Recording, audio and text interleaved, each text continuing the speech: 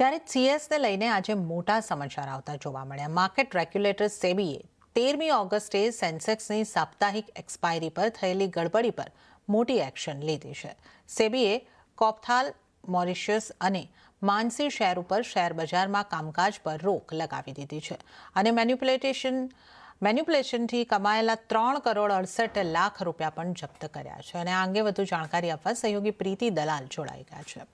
પ્રીતિ, સેબીએ સીએસમાં થયેલી ગડબડી પર શું કાર્યવાહી કરી છે?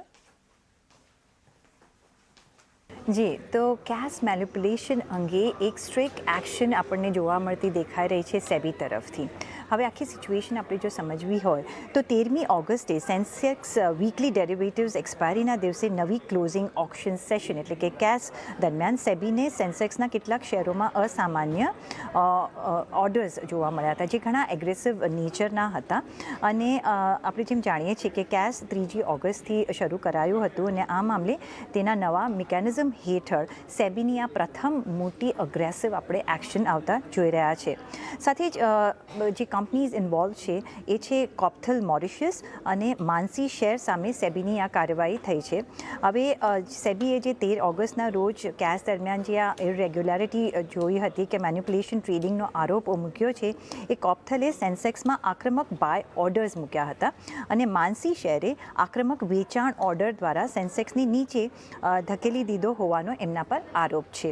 સાથે જ કોપ્થલે સેન્સેક્સ કોન્સ્ટિટ્યુઅન્ટ સ્ટોક્સમાં રેફરન્સ પ્રાઇસથી લગભગ 3%થી વધુ ભાવે આક્રમક બાય ઓર્ડર્સ મૂક્યા હતા. અને પ્રથમ સ્પાઇક દરમિયાન કોપ્થલનો હિસ્સો કુલ બાય ઓર્ડર વેલ્યુના 99.91% હતો. સાથે જ બીજા સ્પાઇક દરમિયાન 96.09%નો હતો. હવે અન્ય સંબંધિત સમયગાળા દરમિયાન કોપ્થલે બાય ઓર્ડર મૂલ્યમાં 85.21% હિસ્સો આપ્યો હતો. કોપ્થલે પાછળથી લગભગ 98.12 કરોડના બાય ઓર્ડર્સ રદ કર્યા હતા.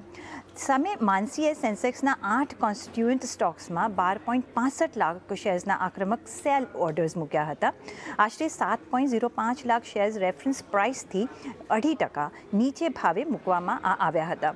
અને માનસીએ ત્યારબાદ સમગ્ર 12.65 લાખ શેર્સનો સેલ બ્લોક કેન્સલ કરી દીધો હતો. સાથે જ ફૂલ ગેરકાયદેસર રીતે મેળવેલો જે નફો છે 3.68 કરોડ હોવાનો અંદાજ ગણાઈ રહ્યો છે. એટલે આ એક આખી સમગ્ર જે સ્ટોરી થઈ છે અને જે કેશ દરમિયાન જે મેનિપ્યુલેશન કરવામાં આવ્યું છે, જેની હવે સેબીની અંડર એક નિગરાની ઓફકોર્સ રખાઈ રહી છે અને કડક એકચ્યુઅલી વલણ અહીંયા અપનાવવામાં આવ્યું છે. અને આ બે કંપનીઝને અત્યારના માટે એક રદ કરાઈ છે કોઈ પણ ટ્રાન્ઝેક્શન્સ કરવા માટે. જી પ્રીતિ, આ સમગ્ર જાણકારી આપવા બદલ આપનો આભાર.